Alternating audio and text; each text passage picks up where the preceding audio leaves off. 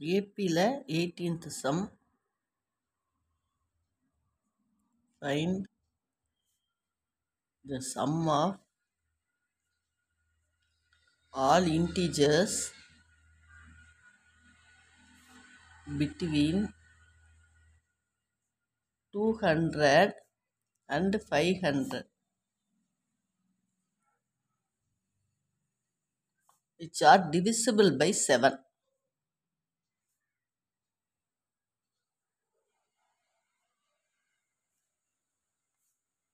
என்ன கொடுத்துருக்காங்கன்னா 200லேருந்து 500க்குள்ளே உள்ள நம்பர் 200 விட்டுறணும் 500 விட்டுறணும். ஏன்னா பிட்வீன்கிறதுனால ஃப்ரம் டூனா தான் சேர்த்துக்கணும். 200 விட்டுறணும் 500 விட்டுறணும். நடுவில் உள்ள நம்பரில் 7ஆல் வகுப்படுற நம்பர்களை மட்டும் கூட்டணும். அப்போ நடுவில் எவ்வளவு நம்பர் இருக்குது? கிட்டத்தட்ட 298 நம்பர் இருக்கும், 299 நம்பராவது இருக்கும். அதில் எது 7ஆல் வகுப்படுமோ அதை மட்டும் எடுத்து கூட்டணும். அப்போ இப்போ நம்ம ஃபஸ்ட்டு நம்பரு லாஸ்ட்டு நம்பரும் கண்டுபிடிச்சிட்டா 7 7 கூட்டி கூட்டி போட்டுக்கலாம். அப்போ ஃபஸ்ட்டு நம்பர் கண்டுபிடிக்க என்ன ரூல் அப்படின்னா 200 7ஆல் டிவைட் பண்ணுங்க. 7 2s are 14, 60. இப்போ இதை விட கூட வேணும். எது கூட? 7 8s are 56, 7 9s are 63. அது 9 போட்டால் தான் இது டிவிசிபிள் ஆகும். அப்போ இது 63 இருந்தால் தான் டிவிசிபிள் ஆகும். புரியுதா உங்களுக்கு? 7 2s are 14, 60.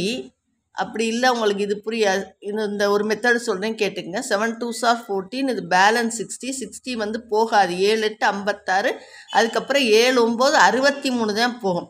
அப்போ இதோட 3 கூட்டினா தான் டிவிசிபிள். அதாவது 203 இருந்தால் தான் இது டிவிசிபிள் ஆகும். 7 2s are 14, 63, 7 9s are 63 divisible ஆகும். அதனால 203 தான் ஃபஸ்ட்டு நம்பர்.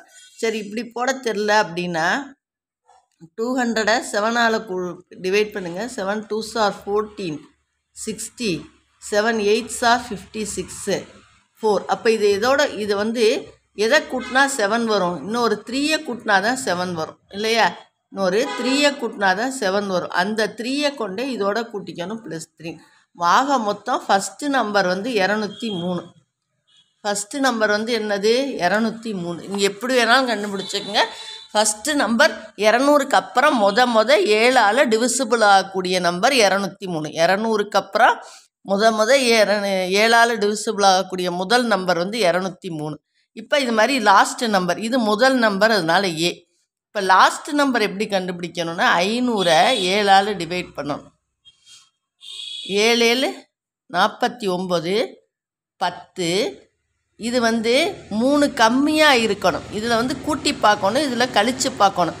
இதில் 10ல் 3 போனால் 7 வரும். அந்த 7 தான் இதில் டிவிசிபிள் ஆகும். அதனால இதுலேருந்து 3 கழிக்கணும்.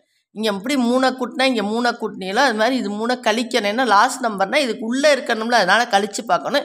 இதுக்கு அப்புறம் இருக்கணும்ல, அதனால் கூட்டி பார்க்கணும். அதாவது 200 500ன்னு வச்சுக்கிட்டிங்கன்னா இந்த நம்பர் இந்த சைடு வரும், அதனால் கூட்டணும். இந்த நம்பர் இந்த சைடு வரும், அதனால் கழிக்கணும். அதனால் கழிச்சா 10ல் 3 போச்சுன்னா 7 டிவிசிபிள் ஆகிறதுனால எது டிவிசிபிள் ஆகும்? 10க்கு முன்னாடி 7 தானே டிவிசிபிள் ஆகக்கூடிய நம்பர், அதனால் 3 கழிக்கணும். இங்கேயும் 3 கழிக்கணும். அப்போ 500ல் 3 போச்சுன்னா 497. அதுதான் உங்களுக்கு லாஸ்ட்டு நம்பர். இதுதான். இது எப்படி கண்டுபிடிச்சிக்கணுமோ கண்டுபிடிச்சிக்கோங்க. 203 200 7ஆல் டிவைட் பண்ணுங்கள், 60 வருது. இதுக்கு அடுத்த நம்பர் 7க்கு 7 எப்போ டிவிசிபிள் ஆகும்னா 7 9 63ன்னா தான் டிவிசிபிள் ஆகும். ஆனால் 60 தான் இருக்குது. அதனால 3 கூட்டி அந்த 3 இதுலேயும் கூட்டி பார்த்தா இப்போ டிவிசிபிள் ஆகும்.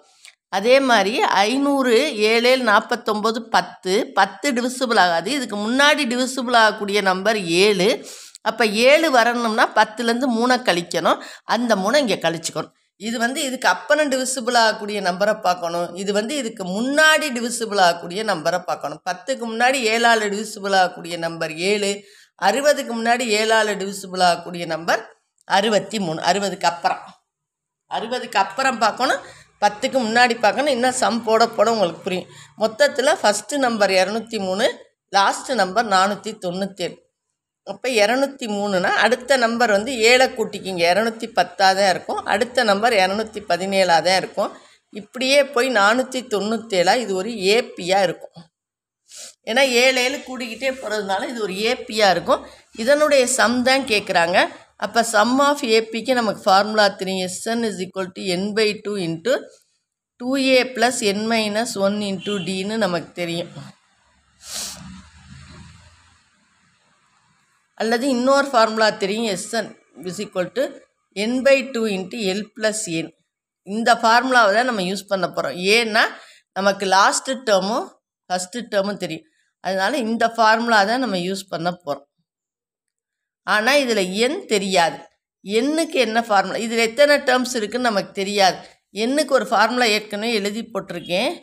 l - a/d + 1. l - a/d + 1. இதில் வந்து d என்னன்னா 7. ஏன்னா 7ஆல் 7 7ஆக கூட்டிகிட்டு போகிறோம்ல, அதனால் d வந்து 7. அப்போ n is equal to l வந்து 497 மைனஸ் a 203/7 + 1. 294/7 + 1 42 + 1 n 43. n 43ன்னு கிடச்சிருச்சு.